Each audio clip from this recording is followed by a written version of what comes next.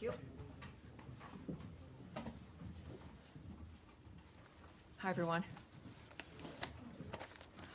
Last night, that storm, that was pretty outrageous, but glad we made it. Thank you all very much for being here.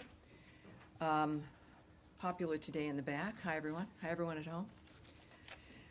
So yes, we have a few announcements, as you might imagine, and then I'll be ready to take your questions. So good afternoon, everyone.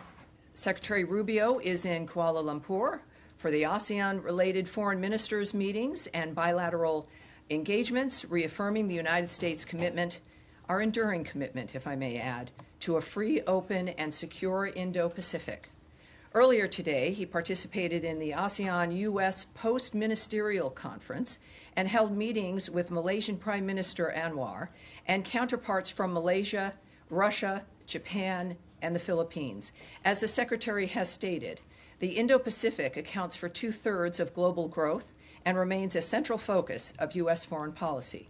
The Secretary also signed a nuclear cooperation memorandum of understanding with Malaysia, advancing civil nuclear energy collaboration under the highest standards of safety, security, and non-proliferation.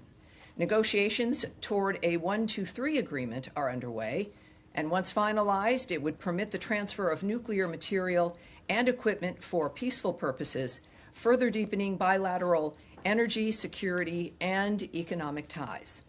Tomorrow also marks the 4th anniversary of the Cuban regime's July 11th crackdown. Deputy Secretary Landau met with Cuban democracy and human rights advocates, reaffirming the United States' steadfast support for freedom and democracy in Cuba. Secretary Rubio's video message to the group made clear the Trump administration promotes accountability for the Cuban regime's human rights violations and continues to stand with the Cuban people in their pursuit of freedom and prosperity. Additionally, the United States is imposing sanctions on UN Human Rights Council Special Rapporteur Francesca Albanese for her abuse of her role, and in recent weeks, she also targeted U.S. companies in an unacceptable campaign of political and economic warfare. The United States will take whatever actions we deem necessary and appropriate to protect our sovereignty, Israel, and any other U.S. ally from illegitimate actions by the ICC. In parallel, the Department is announcing a new awareness campaign warning Americans, especially Iranian Americans, about the continuing severe risks of travel to Iran. The Iranian regime does not recognize dual nationality and routinely denies consular services to detained U.S. citizens. And while the bombing has stopped, that does not mean that it is safe to travel to Iran. It is not. We are also launching a new website dedicated to warning Americans against travel to Iran. And there you have it. You can get that website starting at state.gov/do not travel to Iran. That's do-not-travel-to-Iran. But I think if you go to state.gov, you do a search, you will find that quite easily. The message is clear, as you can tell, in multiple languages. Our travel advisories are there as well. They remain in place. And we cannot stress enough, as we continue to do, as I have multiple times from this podium, do not travel to Iran, especially those of you who are the dual citizens, who have Iranian heritage. It is not safe for anyone to travel to Iran. And again, this supplements also the existing travel advisories. It does not supplant them at travel.state.gov. Our message is clear. I think so. And finally, as many of you would know, the department is also undertaking a historic reorganization, as announced by Secretary Rubio on April 22nd, to better align workforce activities and programs with the America First foreign policy priorities. The Supreme Court's recent near-unanimous decision allows the reorganization to commence and will ensure that the department moves at the speed of relevancy and restores the department to its roots of results-driven democracy. The plan, which has been approved by the Secretary and developed with extensive feedback from Congress and the workforce itself, is moving into implementation. I do also want to make a note here as my experience at the State Department now moves into its 6th month. The remarkable experience, the life-changing experience I've had getting to know the people who work in this building. There are tens of thousands of them, and they are at the heart, whether they be political appointees, foreign service officers, or career individuals, people who have made their career, their service for this country, something that has been a part of their lives for a long time. It has been a remarkable experience to see how this building works, how the people work together moving forward to promote and to implement American foreign policy through the commitment and their patriotism. I have to say that in the midst of all of this, it's been, again, very transparent. I've been proud of that coming from the leadership of this building, as we've discussed this many times. And now this is the point where it begins. And all of us understand, and it's sometimes difficult, as any enterprise in America has learned, that when change is necessary. But in this case, we've inherited a dynamic that needed reform, and we are taking and implementing reform. And of course, in the midst of this, know that the people who've committed to the State Department and to diplomacy, that they know also this is not about them. This is about making sure that the State Department is able to operate in a manner that makes it relevant and effective. That is what the American people want. It's what all of us want. And in this dynamic, that's exactly what we're achieving. So it is, it's been a long road. Every day is one that I'm very proud of working here. And of course, every briefing I'm proud of. It's always very different, the briefings. But we will start now with today's briefing as I take your questions. All right. Andrea Mitchell. Yes, ma'am. Well, before I ask you about Ukraine and the possibility of sanctions and strong support from this department for sanctions, given what the president said about his impatience with Vladimir Putin after the secretary's conversations with Sergei Lavrov. Yes. Let me just say that for the workforce, for those who are going to be leaving foreign service as well as civil service, many of whom I and my colleagues have worked with for many, many years, if not decades, to be told that, as you just said, you're going to make it relevant and effective. You're basically saying that they are not relevant or effective. Well, I'm many glad, of them I'm are glad not. you Because thousands of people are going to be losing their jobs. I think that is, Andrea, it's the antithesis of what I've said. That this is not a matter of the individual being targeted or an individual not being right. This is about being able to be effective due to the size of the organization and to the structure of the organization. This involves, as you all receive material and a new org chart and all these other kinds of wonky things, that this is about an entity that has grown unsustainable over the years with elements related to the Cold War and other elements that we have moved beyond but still stayed. An aspect that you have a size and people working on things that are not within the framework of the modern age or of what we want to accomplish, and certainly the decision that the American people made last year, that Donald Trump's vision about what the world should be in the context of how America can be great again and what we can contribute as Americans, that when something is too as an example, conversations the president would have with Zelensky, the president of Ukraine as an example. These are things that are important to realize. They're not static events that stand on their own.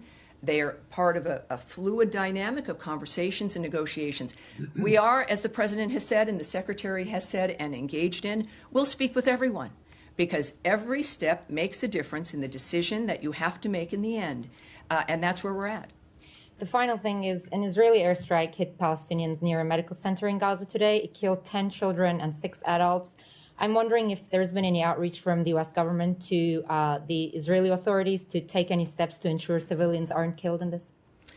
Well, I can't speak to that particular event. I would direct you to the country of Israel for answers in that regard. But we have said repeatedly that we decry the death of innocents. It's why we do what we do in so many countries around the world. It's part of what informs our action. And at the same time, we know that it's a war, and we stand by Israel, to say the least. And we also know that Israel, when it is due, investigates, and we will wait to see what their action will be, and we'll keep you up to date, obviously. Yes, Jen. Can I follow up on that, Tammy? Sure. There used to be mechanisms in this building to look into incidents of civilian harm using U.S. weapons. Do those mechanisms still exist, and have you come to any conclusions with regard to Gaza? Well, I can tell you again that the choices that we're going to make diplomatically in reaction to another country's actions or the nature of what's happening around the world, I won't discuss at this podium, or what our process is. But I can tell you that what I've experienced, and I think what all of you have seen over the years, is that we have mechanisms like that because we care about those issues. We have a constant communication with our allies around the world, and that is also something that we see benefiting the agenda of the President and the work of the Secretary of State. So clearly, we care about these issues. We're acting on them actively every day. And that will be one, obviously. I can update you on that, I'm sure, as we move forward. And then quickly on GHF, my colleagues and I reported that there were a number of internal concerns about funding GHF that were raised prior to the approval. Can you say whether the Secretary was aware of those concerns and why that approval was granted despite these bevy of I know we've had that conversation before. First of all, I can give you an update. There's now 69 million meals that have been distributed to date at 4 distribution centers, all while preventing Hamas looting, which is, of course, an incredible feat. It should be commended and supported. I think most of us do. We also call on other aid agencies and the UN to participate in this system. It has been implemented and it works. And, of course, this is part of the creative solutions that the President has asked for regarding that region. When it comes to the activity that is happening or allegations that are made or the framework of what we're trying to achieve, I think that we're looking at a dynamic where it is a war zone. It's the same issues that we've been discussing about the task of getting humanitarian aid to people who need it. The world has clamored for this, and it's happening.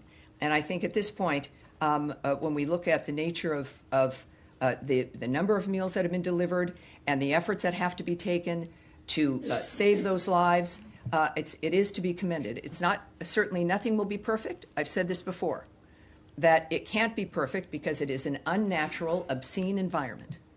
And for people looking for perfection in a war zone like that, being terrorized by terrorists, to demand perfection or a new normal of this environment is unacceptable. Nothing will be enough. And so that's why we've got to have a solution and an end, a durable ceasefire and a durable peace, because otherwise the suffering and the carnage continues, and that's what we're working to end. All right. Yes, Alex. Thank you, Tammy.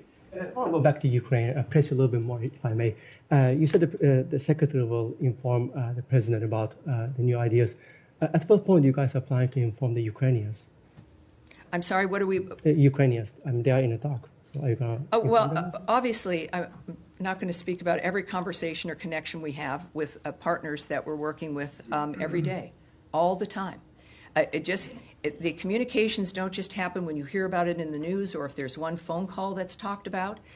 These are, in every region that is required, special envoys and discussions and help regarding ceasefires, or at least finding where you can find some common ground, is a 24/7 operation with innumerable people working on it.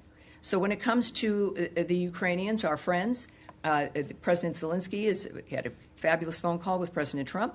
That was discussed somewhat publicly. Certainly when it comes to the issue of armaments and defensive weapons, essentially, that was discussed publicly. And, of course, we have news in that regard. So you might not hear it in the news. It doesn't mean that we're not talking quite often, if not all the time, with our Ukrainian friends.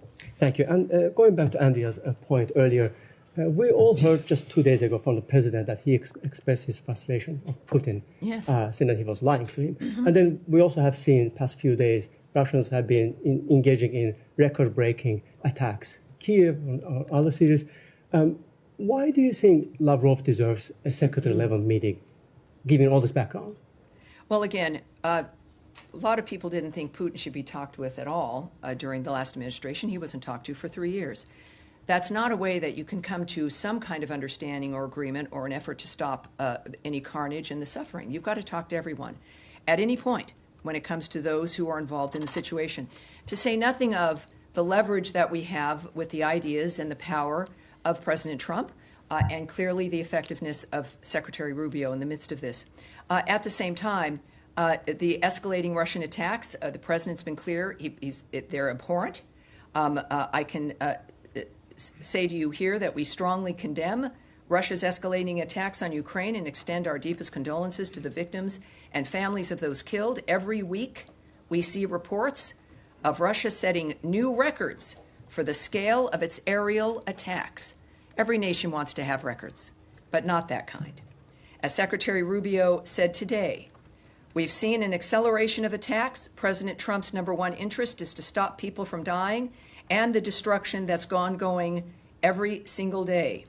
He is going to do everything he can within his power to end this war and any other war he has a chance to end. We're going to continue to work at it. We understand that these things take time and patience, but obviously we are also frustrated that more progress has not been made. And I, again, would remind you that that's an opinion regarding the state of situation now in the midst of ongoing conversations that are conveyed publicly. And while I won't speak or characterize the Secretary's conversations with Lavrov or any other person, it's clear that this is part of that movement toward making decisions about what is necessary to stop this madness. All right. Yes, Tom. Is there any update on Steve Witkoff's travel? He'd said in the cabinet meeting earlier this week, I think by the end of the week, he expects to go to Doha. So can you confirm whether or not that's happening? And just on on what the president was saying last week, which was with quite a lot of certainty expecting a deal this week, what we should sort of read into the raising of expectations. Do you think that it's that close that now there will be a breakthrough by next week, for example? Well, on your question about Special Envoy Witkoff, the answer is no. I know it's a very short word with 2 letters. He's not I think it's the same in no. 7 languages. Yeah, well, I have no update for you no on update. his travel. But he might be traveling, but you don't have an update. He's not traveling. My comment or lack thereof is not a negative to your question that he's not traveling. The answer is that I don't have an update for you. Okay. I'm sorry about that. That's all right. Regarding, of course, the potential of a ceasefire, the president made clear that he was optimistic. And he's considering his lifelong experience, but certainly the experience over the last 5 months, and even certainly through his first term, with the Abraham Accords, et cetera, and the nature of what's been going on in the Middle East, all of us understand that this is a difficult process. So when you are getting close, when you know the nature of the monsters in this case that you're dealing with, you have a general sense, and especially with how the Middle East has changed dramatically because of the action of the United States a few weekends ago, that the playing field is different. So his optimism is based on the multitude of things that he knows that I don't. I think that we should maintain the awareness of his opinion and the optimism that he has. He doesn't say it very often, so when he does, we need to take it seriously. But we do know that, of course, once again, this is an active zone, and we've got the best people working on it, and that's what we pledge to the United States. Can I just come back with one other issue, which is about the town of Taibeh in the West Bank, in which there are around 300 U.S. citizens, a Christian town. The priest there said that it's come under sustained settler attack. There was an arson attack on one of the holy sites at the beginning of this week, and they feared that the church there could have caught fire. It was extinguished. Is there, and I had contacted the Jerusalem embassy, but has there been any outreach from the U.S. embassy to the town? Is there any support for the U.S. citizens there? Well, I can't comment on the actions we've taken even if they're phone calls. What I do want to note, of course, is the decrying we have made of civilians, innocent people being hurt in this process. We also, so obviously we're concerned when we hear about anyone being targeted, let alone Christians in this case, that the president has made it clear his feelings on that issue writ large. And it's difficult. All of this, it's war. It's war manifesting in very different contexts within that region, but also other places around the world. President Trump has long established, and I know Secretary Rubio concurs, that protecting Christians is a priority, as seen through his executive order against anti-Christian bias. We do condemn, so there's no confusion, criminal violence by any party in the West Bank and support actions to ensure all civilians, including Christian civilians, remain safe. In the meantime, though, also we would refer you to the government of Israel regarding security incidents and the IDF posture in the West Bank in this regard. All right. Yes. Tammy, I'm just circling back to GHF. We do know that in this latest round of ceasefire negotiations, Hamas has been insisting that GHF end its operations. Of course they are. Do you see any scenario, of course, given that you're talking about how successful it is? Hamas has been enriched by previous aid efforts by looting. They steal this material. They steal the trucks. They not only enrich themselves. You notice it's the highlight of the last generations that aid gets in there and is taken by the people, causing the destruction and the pain. They make money. They use those resources to build more weapons. They buy more weapons. They're certainly not stealing it to get it to the Gazan people faster. That's not why they're taking it. They're taking it for themselves, so they have obviously a few square meals every day. But there's money, and it makes there's many. It is an industrial complex, an aid industrial complex. But in that dynamic through a war zone, we've known that the enemy is the only one benefiting from that, and that's why this change. And of course, well, Hamas doesn't like it. Good. That's perhaps an indication that it has ruined that pipeline of money and support. You have people with the best of intentions of getting aid in, but when you see it's going to the people you're trying to stop, we have a duty to change the strategy, and that is what has occurred. So there is, of course, this obviously is working. It is important, as I noted before, for other aid organizations and other efforts. We now have a platform, if you will, at least a template of how to do this without enriching and facilitating the carnage itself. So given your answer there, is it safe to say that the U.S. and Israel see it as imperative that GHF be allowed to continue operating in Gaza under the terms of any ceasefire agreement? Well, I think that it's when you have the success, and I would say any entity that was able to break through that wall, that is able to get 69 million meals to the people in need without the enemy looting it and taking it and benefiting, is a framework that must be supported. It doesn't mean that someone else also can't join in on the nature of this supplying. That's, I think, what the difference is. We've finally seen a new idea that works. So separate from the entity that's doing it, right now there's one, because everyone else said don't, or we don't support you, or you can't do it, or yes, we want aid to go in, but not by those guys. It is now undeniable. This is the format that works. And others, now it's an open dynamic of what it is that's making it work. Others should implement it.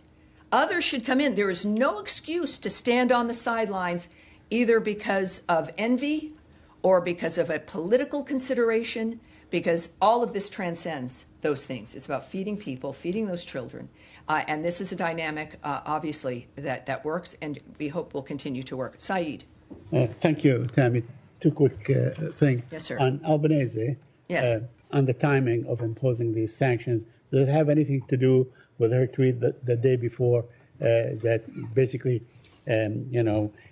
slamming Greece, France, and Italy for allowing Netanyahu's plane over their airspace when they are signatories to the Rome Protocol. I mean, she's talking about technical things. Did that have anything to do with it? No, this has been, and it's And a then good I have question another because it Bank. highlights that this is not an action based on one action or one thing. This has been a long-term issue. And what I will say to you is today, and just more details, the United States is imposing sanctions on UN Human Rights Council Special Rapporteur Francesca Albanese for her abuse of that role to directly engage in ICC actions against Israeli officials.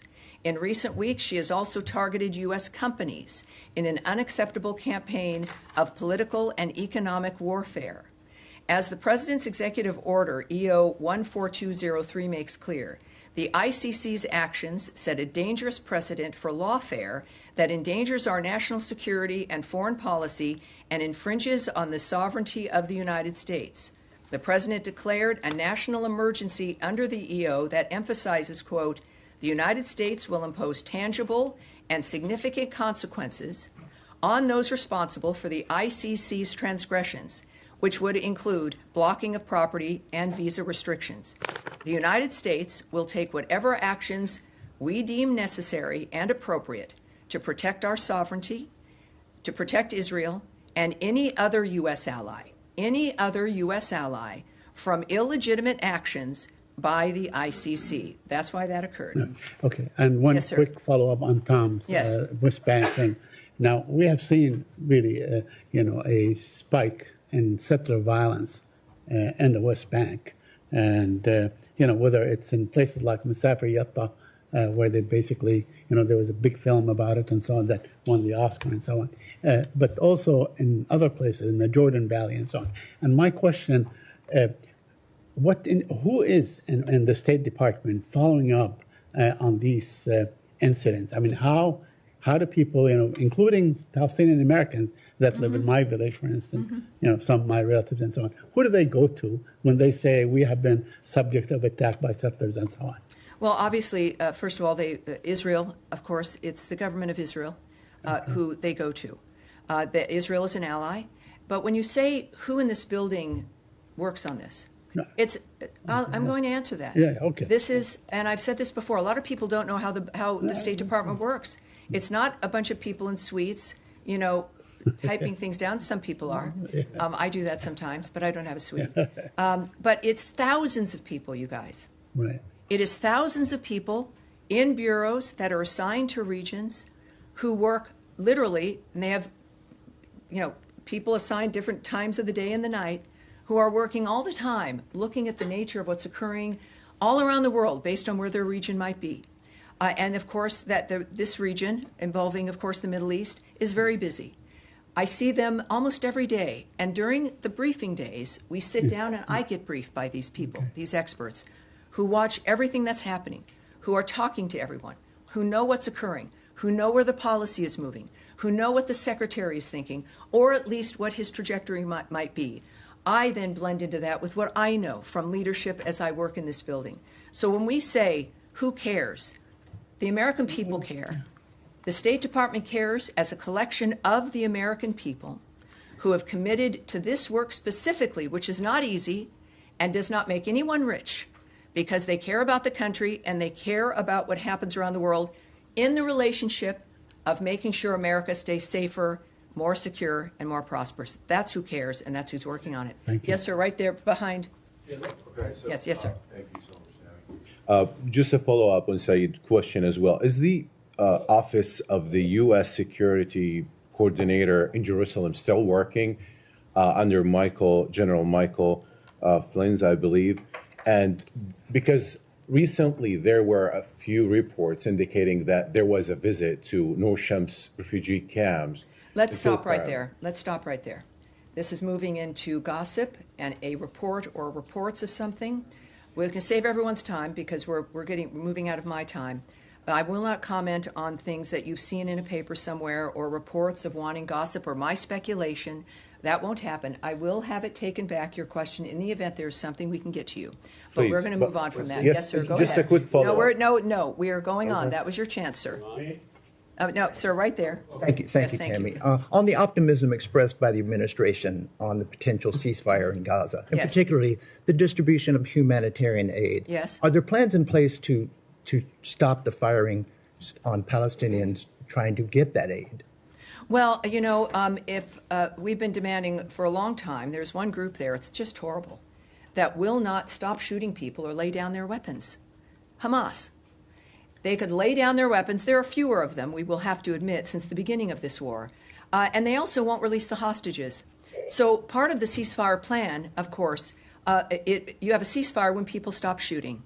So if we're looking at the nature of if there's a plan in that framework, and also, of course, what Secretary Rubio has noted, that there is no place in the future for Hamas. Hamas should not exist. It cannot exist.